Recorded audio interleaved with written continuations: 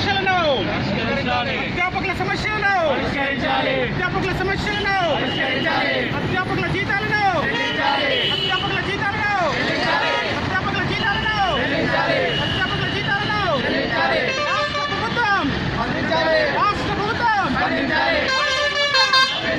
రాష్ట్ర ప్రభుత్వం విడుదల చేసిన జీవో నంబర్ 45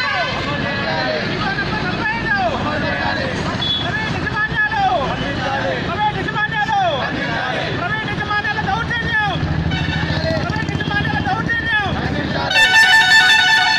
అధ్యాపకుల జీతాలను అధ్యాపకుల జీతాలను అధ్యాపకుల జీతాలను అధ్యాపకుల జీతాలను ప్రైవేట్ యజమాన్యం రాష్ట్ర కేంద్ర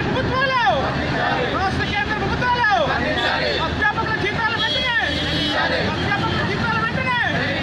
తొలగించిన అధ్యాపకులను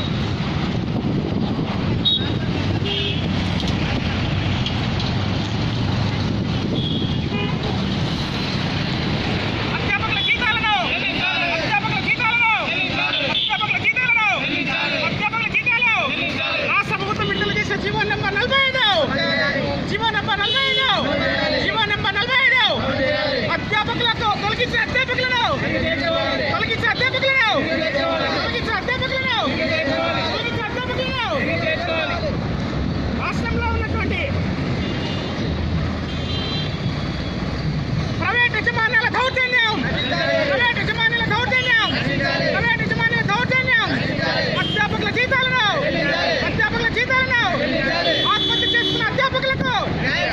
ఆత్మహత్య చేసుకున్న అధ్యాపకులకు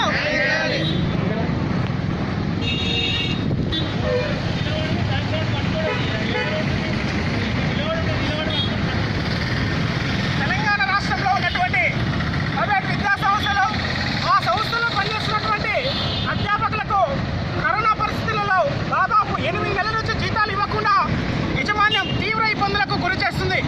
ఈ విషయం పైన రాష్ట్ర ప్రభుత్వం కరోనా ఆరంభంలో జీవో నెంబర్ 45 విడుదల చేసింది. కానీ ఆ జీవో నెంబర్ అమలు విషయంలో ఏమాత్రం పట్టించుకోకపోవడంతో ఈరోజు విద్యా సంస్థల యాజమాన్యాలు జీతాలు ఇవ్వకుండా ఎంతో మంది అధ్యాపకులు దాదాపు 10 లక్షల మంది అధ్యాపకుల నోటి మీద పడేసింది. అంతేకాకుండా ఇలా కేంద్ర ప్రభుత్వం కూడా చూసి చూడనట్టుగా వ్యవహరిస్తుంది. మరి ఈ విషయంలో ప్రత్యేకంగా ఈరోజు మేము అబ్దుల్లాపూర్ మెట్లో రాస్తారోకో నిర్వహించడం ప్రధాన కారణం ఎంతో మంది అధ్యాపకులు జీతాలు లేక ఆత్మహత్యలు చేసుకొని చనిపోయారు. అంతేకాకుండా జీతాలు అడిగినటువంటి అధ్యాపకులు ఇలా ఉద్యోగం నుంచి తొలగిస్తున్నారు. ఏమైనా జీతాలు అడిగితే మాకు రియంబర్స్మెంట్ రావటం లేదని చెప్పేసి యజమాన్యాలు తెలియజేస్తున్నారు. కానీ రాష్ట్ర ప్రభుత్వం యజమాన్యాలకు రియంబర్స్మెంట్ విడుదల చేస్తే వాళ్ళు ఎఫ్డీలు చేసుకొని అంటే ఫిక్స్డ్ డిపాజిట్లు చేసుకొని state bank central bank of ఇండియాలోనే చాలా మంది యజమాన్యాలు ఫిక్స్డ్ డిపాజిట్ చేసుకుని దాదాపు 2 నుంచి 3 కోట్ల రూపాయలు ఈ కరోనా పరిస్థితుల్లో. కానీ ప్రైవేట్ అధ్యాపకులకు జీతాలు ఇవ్వకుండా ఈరోజు అందరినీ కూడా రోడ్డు మీద పడేసే పరిస్థితి ఏర్పాటు చేసింది. మేము ఒకటే డిమాండ్ చేసేది ఒకటే, రాష్ట్ర ప్రభుత్వానికి ఈ ప్రైవేట్ యజమాన్యాల పైన చర్య తీసుకొని అధ్యాపకులకు జీతాలు చెల్లించే విధంగా చూడాలని చెప్పేసి ఇలా తొలగించిన అధ్యాపకులను విధులకు తీసుకోవాలని చెప్పేసి ఈ రాస్తారోకో ద్వారా రాష్ట్ర ప్రభుత్వానికి తెలియజేస్తున్నాం.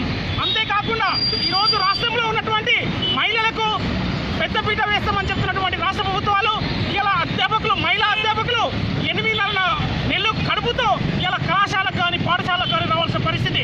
రాష్ట్ర కేంద్ర ప్రభుత్వాలు విడుదల చేసినటువంటి గెజిట్ ప్రకారంగా ప్రతి మహిళా అధ్యాపకురాలకి 6 నెలల వేతనంతో కూడినటువంటి సెలవులను ఇవ్వాలి, ప్రసూతి సెలవులు ఇవ్వాలి. కానీ ఇలా యజమాన్యాలు 8 నెలలు కడుపు పెట్టుకొని కూడా కళాశాలకు కానీ రావడం జరుగుతుంది. లేకపోతే ఉద్యోగం నుంచి వెళ్ళిపోమని